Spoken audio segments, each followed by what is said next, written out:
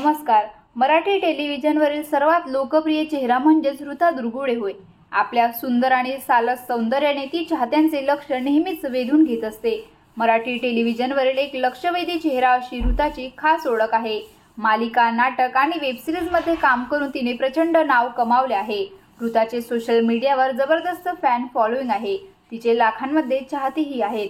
ऋताने नुकताच तिच्या सासूबाईंविषयी एक खुलासा केलेला आहे. तर चला जाणून घेऊया ती काय म्हणाली.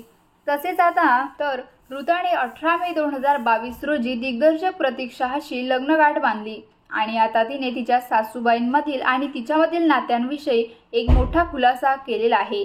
ती म्हणते, माझी आई मला नेहमी म्हणायची, मी इथे आहे म्हणून तुला सगळ्या गोष्टी हातात मिळतायत, पण लग्न झाल्यावर कळेल तुला काय होतं. तर पुढेही ती असं म्हणाली की लग्ना अगोदर मी जितका हक्क माझ्या आईवर दाखवायचे तितकाच हक्क आजही मी माझ्या सासूबाईंवरती दाखवते. त्यामुळे आमच्यातील सासू सुनेचं नातं खूप घट्ट आहे.